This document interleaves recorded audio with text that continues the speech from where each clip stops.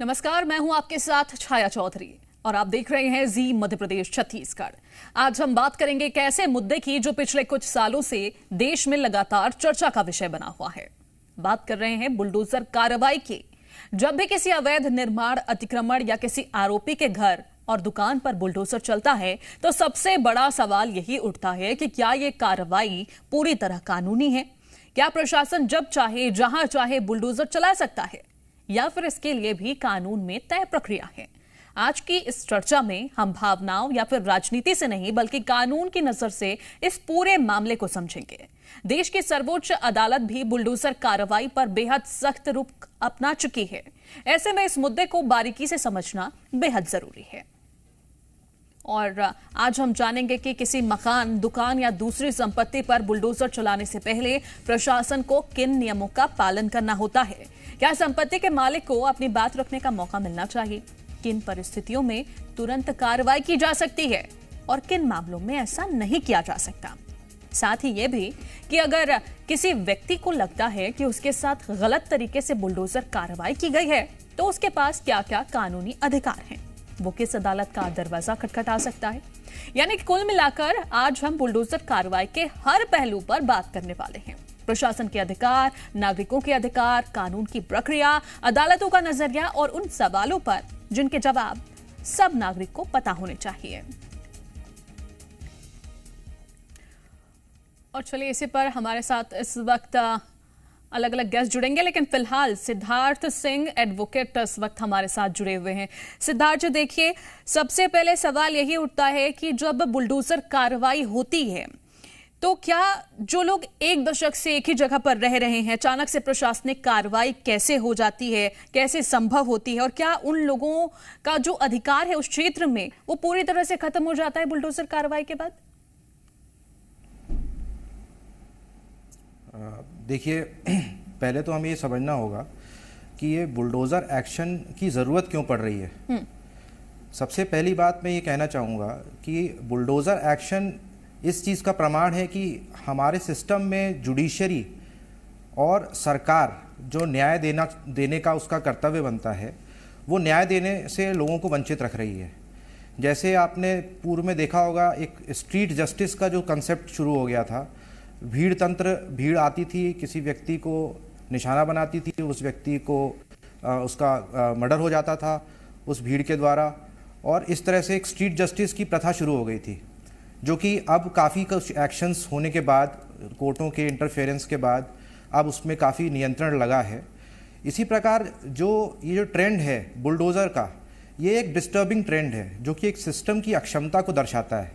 कहीं ना कहीं जो न्याय जिसके लिए की प्रक्रिया बनी हुई है, भारत का संविधान जो है, आर्टिकल 21 जो भारत का संविधान है, वो राइट टू लाइफ की बात करता है। राइट टू लाइफ यानी कि जीने का अधिकार।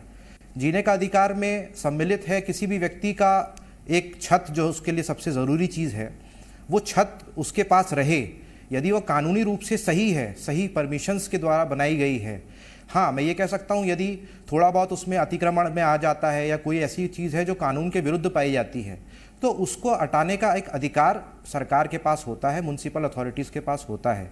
परंतु यदि वो उसके लिए भी एक प्रक्रिया बनी हुई है, यदि उसको नोटिस दिया जाएगा, नोटिस का जवाब दिया जाएगा उस व्यक्ति के द्वारा, उसके बाद संतुष्ट होने पर यदि लगता है कि हाँ संतुष्ट हो चुकी है सरकार, तो ही उस पर कोई ना कोई एक्शन लिया जाएगा।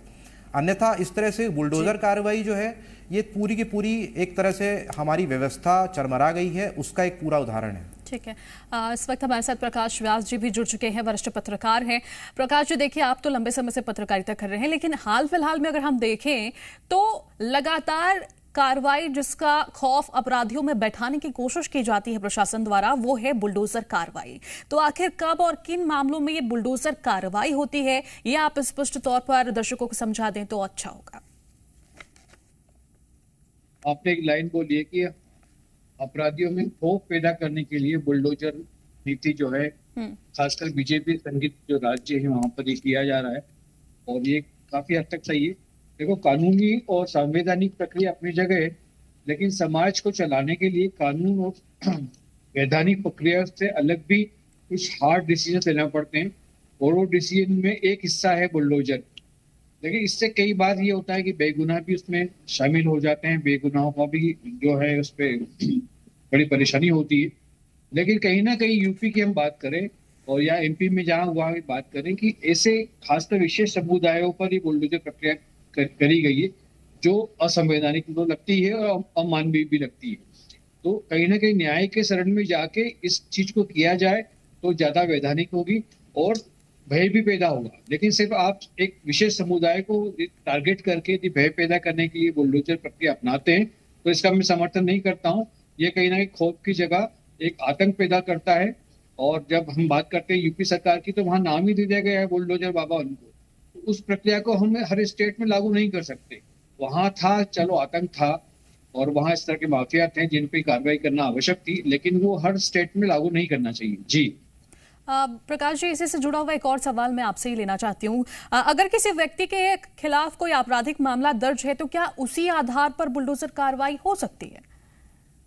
नहीं, कानूनी रूप से तो बिल्कुल नहीं हो सकती है। बिल्कुल गलत है, क्योंकि यदि एक व्यक्ति इन्वॉल्व है उसका मतलब थोड़ी कि पूरा परिवार दोषी है, या उसने पहला गुनाह किया है इसका मतलब थोड़ी है कि उसका वो एक इतिहास बना है गुनाह का। पहला गुनाह हुआ है तो न्याय बैठा हुआ है, न्यायपालिका बैठी हुई है, उसके माध्यम से, उस प्रक्रिया के माध्यम से उस चीज में कार्रवाई होना चाहिए।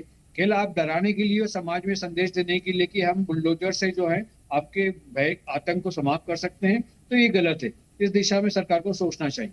ठीक है। सिद्धार्थ जी, आपसे मेरा सवाल है कि क्या बुलडोजर कार्रवाई शुरू करने से पहले जो नोटिस दिया जाता है वो कितने दिन पहले देना पड़ता है, और क्या हर मामले में सुनवाई का मौका देना जरूरी होता है? देखिए, सबसे पहली बात इसमें यह समझनी ज़रूरी होगी कि यदि सरकार इस तरह की कार्रवाई आगे बढ़ाना चाहती है तो उसको इसके लिए एक कानून की पूरी एक व्यवस्था होनी चाहिए, कोड होना चाहिए, जिसको हम एक्ट कहते हैं। इसको बाकायदा विधानसभा से पारित करना चाहिए यदि इस तरह की कोई एक्शन है। ये अभी जो चल रहा है वो एक मनमाना तरीके से चल रहा है। किसी को आपने नोटिस दिया, नहीं दिया, उसके लिए व्यक्ति जो है कई बार समय ही नहीं होता कि वो न्यायालय तक जा पाए। अभी आपके संज्ञान में आया होगा, खंडवा में लगभग 38 लोगों को स्टे दिया गया है मध्य प्रदेश हाईकोर्ट के द्वारा, कि जहाँ पे सरकार इसी तरह से कार्रवाई कर रही थी। कुछ मुझे लगता है गौ हत्या या किस तरह के कोई मामले में कुछ दोषी लोग, कोई एलिज्ड उनके ऊपर ऐसे ऑफेंस था, कोई ऐसे आरोप लगे थे। तो उस तरह के आरोप के बेसिस पे सरकार ने वहाँ पे इस तरह की कार्रवाई करने की ठानी और अल्टीमेटली वो लोग हाईकोर्ट गए और हाईकोर्ट ने उन्हें स्टे दिया। तो इससे साफ ये एक उदाहरण है कि कहीं ना कहीं यदि व्यक्ति को आप इस तरह से कंपेल करेंगे कि वो उसकी छत, और जैसे कि हमारे वरिष्ठ पत्रकार महोदय ने अभी बताया कि आप किसी एक व्यक्ति की दोष की सजा उसके परिवार को नहीं दे सकते, ये पूरा का पूरा एक संवैधानिक उल्लंघन है, संवैधानिक अधिकारों का उल्लंघन और हनन होगा। कहीं ना कहीं यदि सरकार अपने इस बुलडोजर अभियान को, यदि वह चाहती है कि इसमें कुछ वैधानिकता आए, तो उसको सबसे पहले कोई ना कोई एक्ट पारित करना चाहिए विधानसभा से। तब उस एक्ट के अकॉर्डेंस में यदि कोई चीज़ होती है तो वो मान्य होगी, यदि वो नहीं होती है तो उसके लिए जो है आदमी स्वच्छंद होगा, वो जाके अपना पक्ष रख सकेगा। अभी इस तारतम्य में यही कहना चाहूँगा, जो आपका सवाल था कि उसके पास कितना समय होता है, सरकार ऐसा कोई फिक्स्ड टाइमलाइन, ना कोर्ट के द्वारा ऐसा कहा गया है कि कोई फिक्स टाइमलाइन आपको देनी चाहिए। कोर्ट के द्वारा सिर्फ यही कहा है कि नोटिस देना चाहिए, एक रीजनेबल टाइम की बात की गई है। रीजनेबल टाइम एक सब्जेक्टिव चीज़ है, उस व्यक्ति के लिए 7 दिन, 10 दिन, 15 दिन, 1 महीना, वो अभी कोई भी फिक्स नहीं है। मतलब एक तरह से ये ग्रे एरिया है, इस पर अभी कोई क्लैरिटी नहीं है। तो मेरा ऐसा मानना है कि एक्ट, इसमें कोई ना कोई एक्ट या रूल्स आने चाहिए जिसके अकॉर्डेंस में सरकार को काम करना चाहिए। ठीक है सर, एक और सवाल आप और एक चीज़ और मैं कहना चाहूँगा कि यदि जी मैं इसमें एक चीज़ और जोड़ना चाहूँगा कि यदि आप किसी व्यक्ति को, यदि आप किसी व्यक्ति को आप समझते हैं कि इसने कोई कार्य किया है, इस तरह का कोई क्रिमिनल एक्टिविटी की है, तो आपके पास और भी दूसरे अन्य तरीके हैं उससे डील करने के। ये सिर्फ एक तरीके से स्ट्रीट जस्टिस टाइप का देने के लिए, त्वरित न्याय देने के लिए आप ये जो काम कर रहे हैं, ये ना केवल हमारी जुडिशरी के लिए एक तरह से दिखाता है कि जुडिशरी पर लोगों का ट्रस्ट खत्म होता जा रहा है, सरकार खुद इस तरह से काम कर रही है कि जुडिशरी का नाम इस पर खराब होता है। कहीं ना कहीं चूंकि जुडिशरी एक अलग सेपरेट ऑर्गेनाइजेशन है, संविधान में एक अलग उसका वो एक स्तंभ है, हमारी डेमोक्रेसी का और जुडिशरी का स्थान बहुत सर्वोपरि है।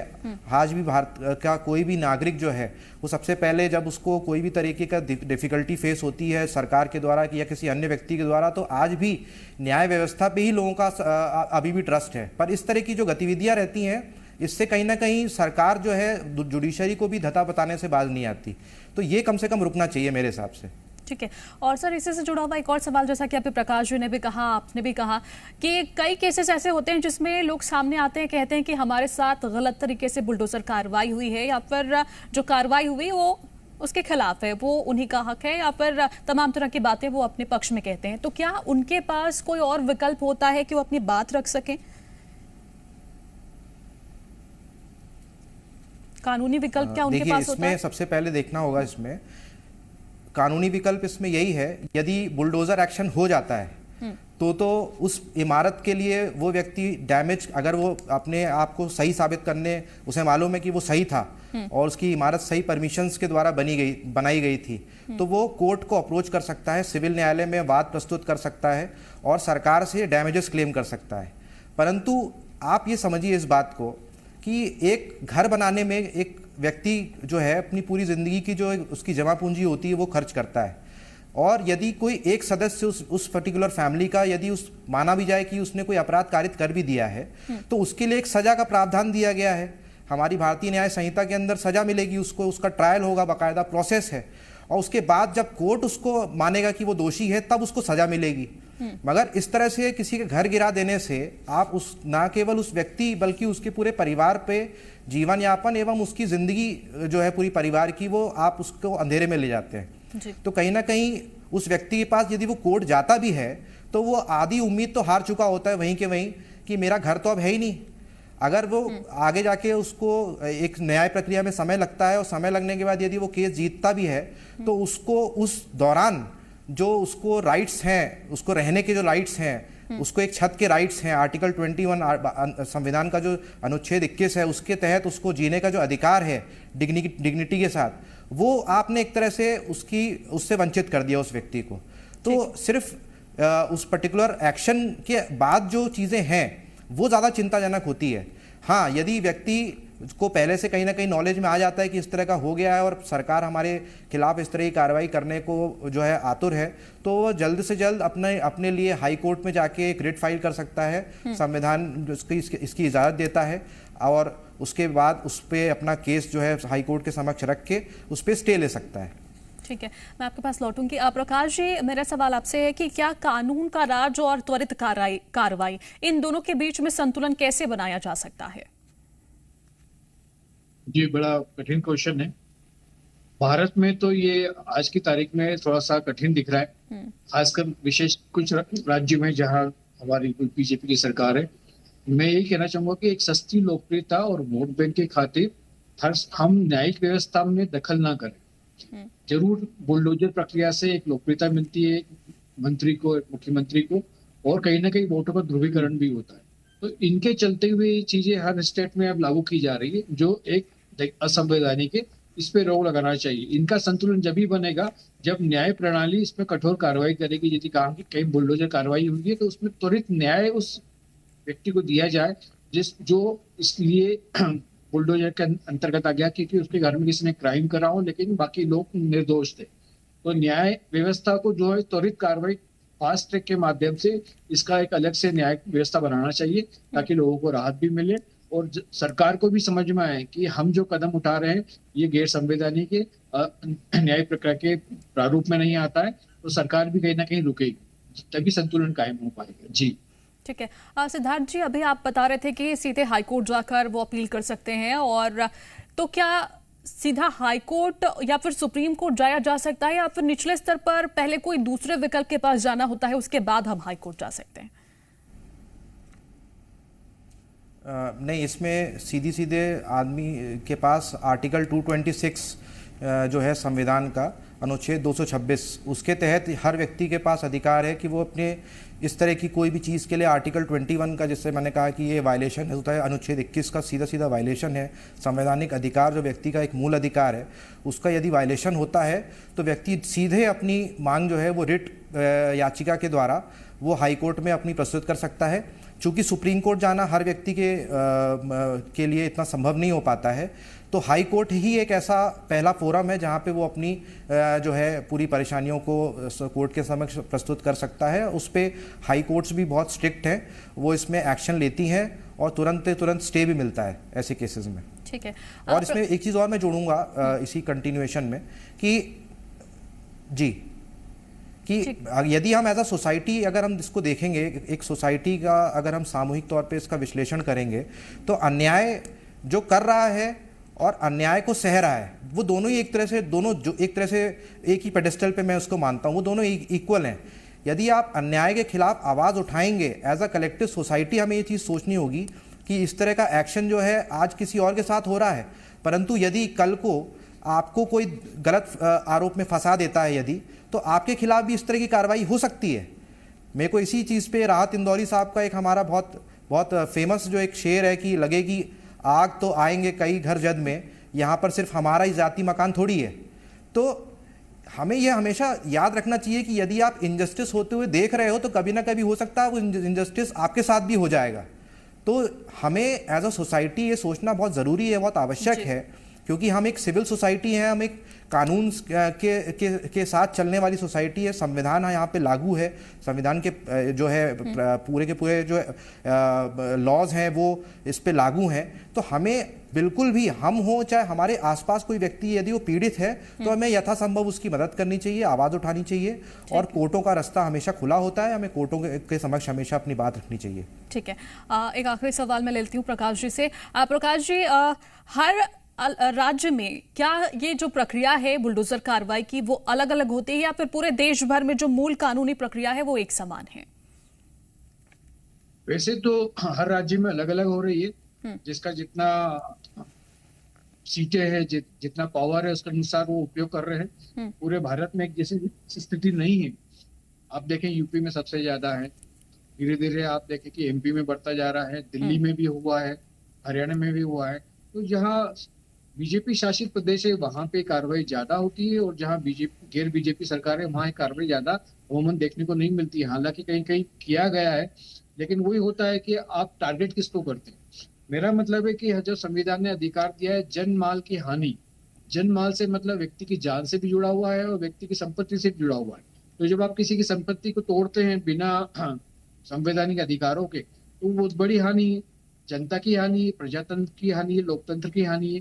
तो इस पे हमको ध्यान रखना पड़ेगा, सरकारों को इस पे सोचना पड़ेगा, क्यों ना ऐसी कोई प्रक्रिया बनाई जाए। जब इस तरह के कानून को यदि आप नहीं मानते हैं, तो क्यों ना आप जो है विधानसभाओं में कुछ ऐसे प्रस्ताव पारित करें जिसमें बुलडोजर को कानूनी मान्यता मिल जाए। जो संवैधानिक अधिकार हमको मिलते नहीं है, क्यों हम उस चीज को अपना रहे हैं, और क्यों सस्ती लोकप्रियता के चक्कर में हम इन सब चीजों को दूसरे राज्यों में भी अनुसरण करने के लिए बाध्य कर रहे हैं। जी ठीक है, बहुत बहुत शुक्रिया सर, आप दोनों का ही स्पष्ट तरीके से और बेहद ही सरल भाषा में दर्शकों तक पूरी प्रक्रिया समझाने के लिए। और चलिए बुलेटिन में वक्त है एक छोटी सी ब्रेक का।